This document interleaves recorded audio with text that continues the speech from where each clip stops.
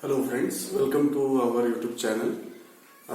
For today's session, what we'll be discussing is we'll be having a new topic for the discussion, that is nothing but the properties of the matter. So in today's session, we'll be starting with the one topic, its name is elasticity. So before directly going to the discussion of elasticity, first of all we'll see what are the different properties are there which we are interested for.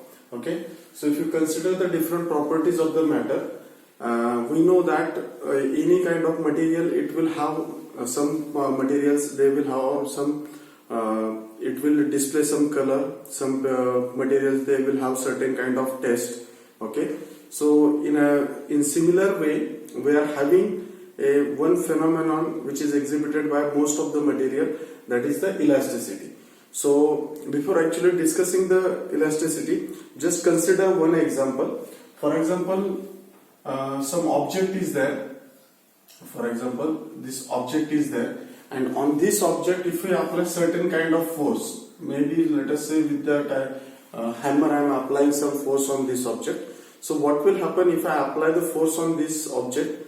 So its size or shape changes. Okay, due to the application of force on this object, its size or shape may be changed. Okay, yeah, that is one example. Okay, so it may have some deformed shape like this, it will get some deformed shape like this. Okay, consider another example. Let us consider from one end, let us say this is a spring which is attached over here. Okay, and to this spring, let us say I have applied certain amount of load is applied on the another end. Okay, and let us say this is its mass is m, so the force which is acting on this spring due to this load, let us say mg.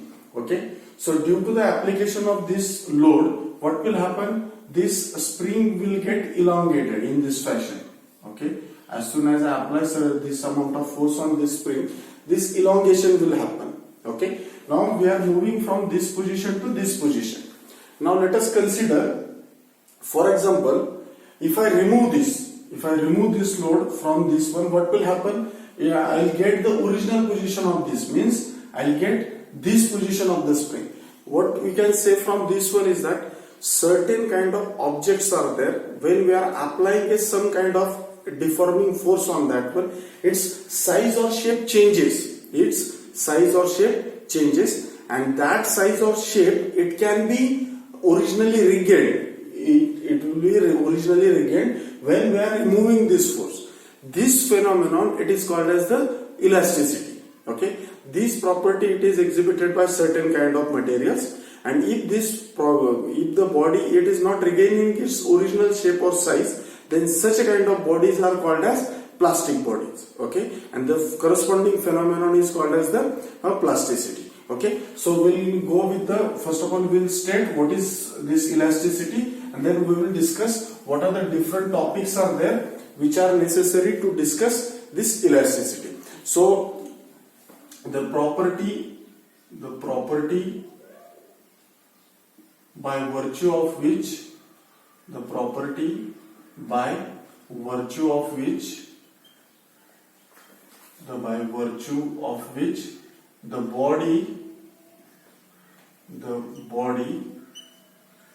regains its original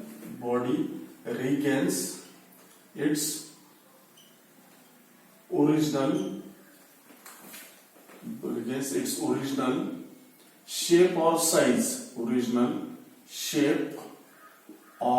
size,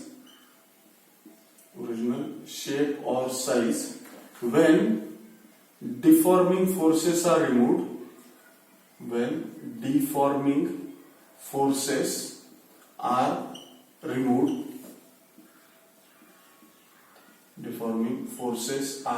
removed. The property by virtue of which the body regains its original size or shape when deforming forces are removed is called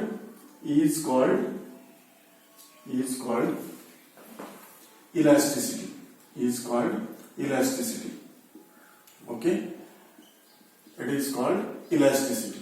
So this is nothing but the phenomenon of elasticity. Now if the body is not regaining its original position or size or shape, okay, then such a kind of proper materials are called as the plastic material, and the phenomenon is called as the plasticity. Similarly, those bodies which are regaining its original size or shape when forces are removed, okay, then such a bodies are called as elastic bodies.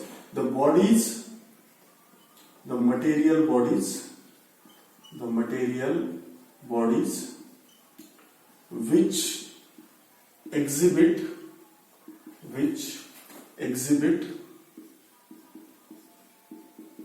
this property of elasticity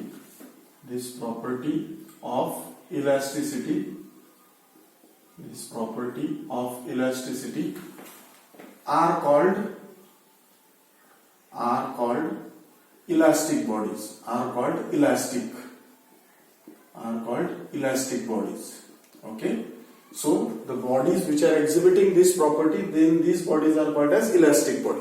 Now similarly, we can define what is plasticity. Okay, we can define what is plasticity. Okay, now what is plasticity? In case of elasticity, body is regaining its original size or shape. Okay, when forces are removed, if certain types of body is there, if it is not regaining its original size or shape, it is going under a permanent deformation, then that kind of body is called as plastic body, or phenomenon is called as the plasticity. The phenomenon or the property by virtue of which the body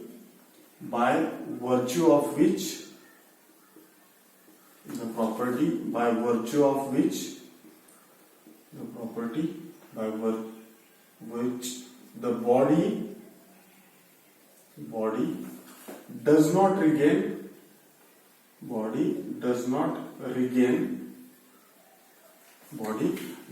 regain its original size and shape, its original size or shape when deforming forces are removed, forces are removed.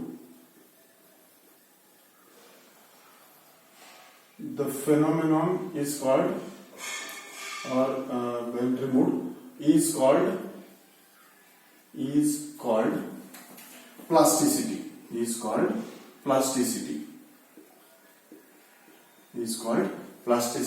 The material objects which are exhibiting these properties, that is called as the plastic bodies. These are called as plastic bodies. Okay. So now what are the different factors are there based on this property of elasticity is evaluated, that we will be going to discuss now. Okay. So let us move to the next topic, that is nothing but the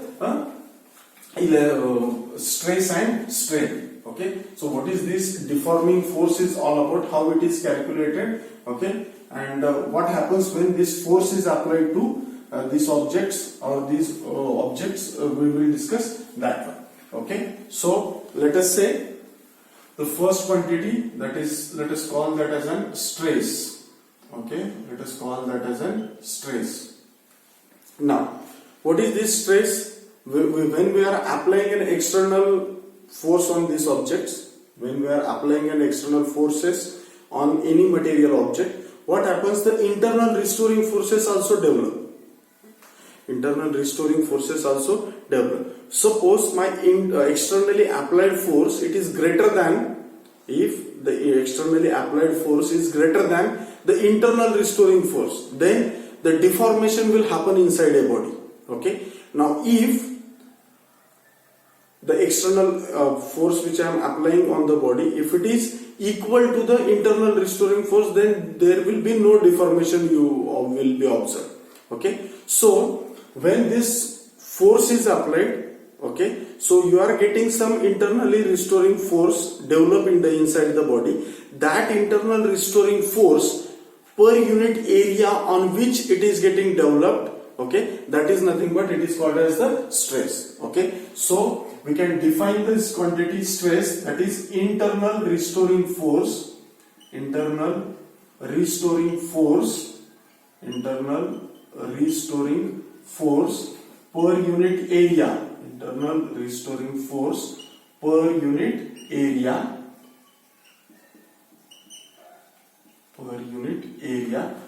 is called as stress, okay, is called as stress.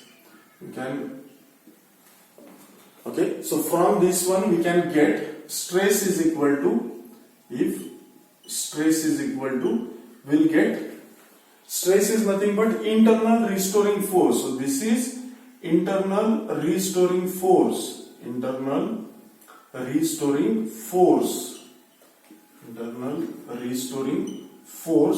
per unit area. Okay, so upon area. So if I ask you the unit of this quantity, then the stress is measured in terms of, all of us know that the force is measured in terms of Newton. And area is measured in terms of meter square. Now if I want to calculate the dimension of the stress, then dimension of stress is equal to, it is nothing but the force upon area. So we have to calculate, first of all we have to calculate the dimension of the force divided by the dimension of area. We have to calculate the dimension of force and the dimension of the area. All of us know that from the Newton's second law of motion, that is force is nothing but it is mass into acceleration. So we know this, force is equal to mass into acceleration. So from this one, if I try to write down its unit, mass is measured in terms of kilogram and acceleration is measured in terms of meter per second square. So its unit will be kilogram meter per second square, which we call it as a Newton. Okay. So from this one I'll try to write down the dimension of the force, which will be, now see, force which is nothing but the mass into acceleration. Mass is measured in terms of kilogram, acceleration is measured in terms of meter per second square. So dimension, which we write generally in terms of fundamental units. So here in this case it's only kilogram, meter and second, so it's only mass, length and time. So kilogram stands for the mass, so it is m raised to 1. Okay, meter stands for the length, so it is L raised to 1, and second square it is T raised to 2, but it is per second square, so it has to be minus. Okay, so dimension of the force will be m1 L1 T minus 2. Now second one is the dimension of the area. All of us know that area is nothing but the length into breadth, or it is measured in terms of meter square. So meter square is nothing but the length square, so its dimensions are m0, L2 and T0. Okay, so that is the dimension of the area. Now you have to apply the simple laws of indices, which we know that if it is a raised to m, then it is a raised to n, then we can rewrite this as an a raised to m minus n. So similarly we have to apply this over here. So I'm just trying to calculate this dimension. So mlt, so here the power of m is 1, here it is 0. So 1 minus 0, it will be 1. Okay, then it is 1 and here it is 2. 1 minus 2, it will be minus 1. So its dimension is minus 1, and minus 2 minus 0, that will be minus 2. Okay, so dimension of stress, it is nothing but m1 L minus 1 and T raised to minus 2. That is the dimension of the stress. Now what happens when we are applying this stress to any object? Just we had considered in one example. Suppose if one spring is there, okay, if I apply some load to that one, means I am applying some restoring force. Okay, external force I am applying. Due to that, some internal restoring force will be going to develop inside the spring. As soon as I remove that load, the spring will regain its original position. Okay. Now, so when I am applying this external force, what happens? The dimension of that spring changes. Okay, so what are these dimensions? That the change in dimension we'll be discussing in terms of the next quantity, that is called as the strain. So let us discuss the next quantity, that is called as the strain. Okay, so next quantity which we need to discuss, that is strain. Okay, so strain, next quantity, that is strain. Now what is this strain? Let us discuss that first. Okay, now as I had given you in one example that I have applied a force to the spring. Okay, when I applied force to the spring, what happens? As soon as I apply the load to the spring, its length will increase, means it is the length which is changing. So how much amount of length it will be changed? Okay, the change it will be calculated relatively with respect to the original object. Okay, original object's length, and that change nothing but the relative change is nothing but the strain. So first of all we'll see the definition of the strain, and then we will see the what are the different types of the strain are there. Okay, so the change in dimension, the change in dimension, change in dimension per unit original dimension, change in dimension per unit original dimension, per unit original dimension, per unit original dimension is called strain. Per unit original dimension is called strain, is called strain. Okay, is called strain. So from this one we can write down the formula for the strain. Strain is equal to, strain is what? It is the change in dimension. So it is change in dimension, change in dimension per unit, means divided by original dimension. So let us write down original dimension. Okay, upon original dimension. Okay, now what are these different kinds of dimensions will be there? Okay, so that we will be going to discuss, but there will be three types were there for the strain, depending upon what dimension is changing. Depending upon what dimension is changing, we will be having three different types of the strain. Okay, so now let us list those three types of strains. Are nothing but the first strain is called as the tensile strain. First type of strain is called as the tensile strain. Okay, second type of strain is called as the volume strain. Second type of strain, that is called as volume strain. Okay, and the third type of strain is called as the shearing strain.